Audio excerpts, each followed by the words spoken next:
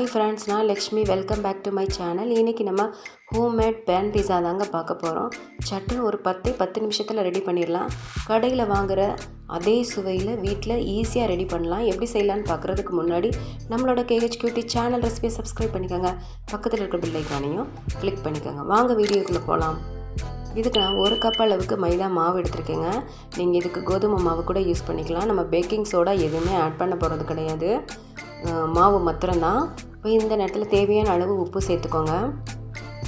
உங்களுக்கு மாவு எவ்வளோ குவான்டிட்டி வேணுன்றதை பொறுத்து கூட நீங்கள் இதை தயார் பண்ணிக்கலாம். நான் இன்றைக்கி 1 கப் அளவு மைதா மாவு மட்டும் எடுத்திருக்கேன். இப்போ இதில் கொஞ்சம் கொஞ்சமாக தண்ணி ஊற்றி தோசை மாவு கன்சிஸ்டன்சிக்கு நீங்கள் மாவை கலந்துக்கங்க. அதை விட கொஞ்சம் திக்காக இருக்கணும். நம்ம தோசை மாவு கொஞ்சம் தண்ணியாக கலப்போம் இல்லையா, அந்த மாதிரி இல்லாமல் கொஞ்சம் திக்காக இருக்கிற மாதிரி பார்த்துக்கோங்க. நல்லா கட்டிகள் இல்லாமல் இதை கலந்துக்கிறணும்.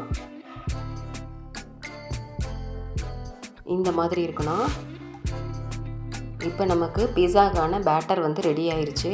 இப்போ ஒரு தோசை தவாவை ஹீட் பண்ணிவிட்டு இந்த மாவை அதில் ஸ்ப்ரெட் பண்ணிட போகிறோம். கொஞ்சம் தடிமனாகவே ஸ்ப்ரெட் பண்ணிக்கோங்க. ரொம்ப பேப்பர் மாதிரி வேண்டாம்.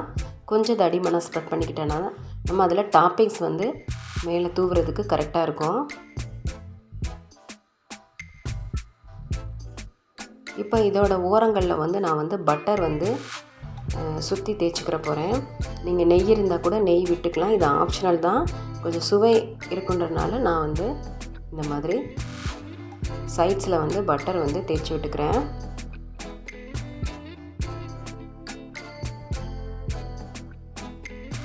இப்போ இதில் நமக்கு ஒரு சைடு வெந்ததுக்கப்புறமா திருப்பி போட்டுக்கிற போகிறோம். லோ ஃப்ளேம்லேயே வச்சு குக் பண்ணுங்கள். ஹை ஃப்ளேம் வேணால் உடனே கருகிரும், அதனால் லோ ஃப்ளேம்லேயே வச்சு குக் பண்ணுங்கள். இப்போ இதுக்கு மேலே பார்த்திங்கன்னா அந்த ஒரு சைடு வெந்த சைடு நம்ம பீஸா சாஸ் இருந்தால் நீங்கள் அதை மேலே தேய்ச்சி விட்டுக்கலாம். நான் பார்த்திங்கன்னா டொமேட்டோ கெச்சப் இருந்துச்சு, அதை தான் 1 டீஸ்பூன் அளவுக்கு எடுத்து மேலே அதில் ஸ்ப்ரெட் பண்ணிக்கிறேன். இப்போ இதில் டாப்பிங்ஸ் பார்த்திங்கன்னா ஆனியன், இதுக்கு ஒரே ஒரு ஆனியன் மட்டும் இந்த மாதிரி பெருசாக கட் பண்ணிவிட்டு சின்ன சின்ன லேயர்ஸாக இருக்கும் இல்லையா, அந்த லேயர்ஸை ஒன்றா எடுத்து நம்ம பிரித்து வச்சுக்கலாம். அதுபோல் தக்காளியும் பார்த்திங்கன்னா ஒரே ஒரு தக்காளி தான் எடுத்துக்கிட்டேன். அதையும் இந்த மாதிரி பெரிய பீசஸாக எடுத்துகிட்டு கட் பண்ணி வச்சுக்கலாம்.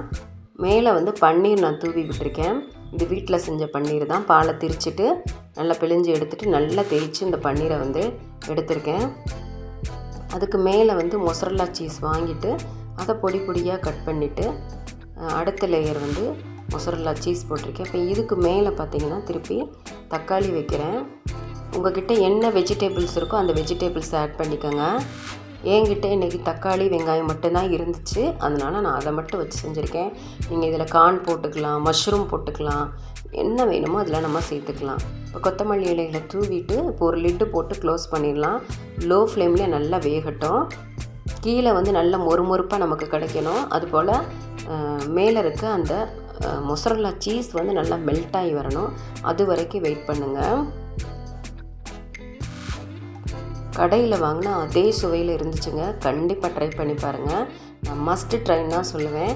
ரொம்ப ருசியாக இருந்துச்சு. பாருங்கள் எந்த அளவுக்கு மெல்ட் ஆகி வந்திருக்குன்னு சொல்லிட்டு.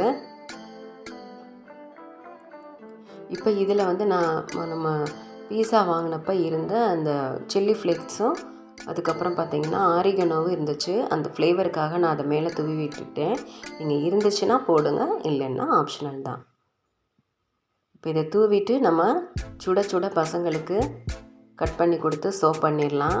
நீங்கள் முன்னாடியே கூட ஸ்கூல் விட்டு வரதுக்கு முன்னாடியே செஞ்சு வச்சுட்டு கூட பசங்க வந்தவொடனே தவாவில் போட்டு லேசாக ஹீட் பண்ணி கொடுத்தாலும் நல்லாயிருக்கும். பசங்க சாப்பிட்டு பார்த்தாங்க, ரொம்ப டேஸ்ட்டாக இருந்துச்சுமான்னு சொன்னாங்க.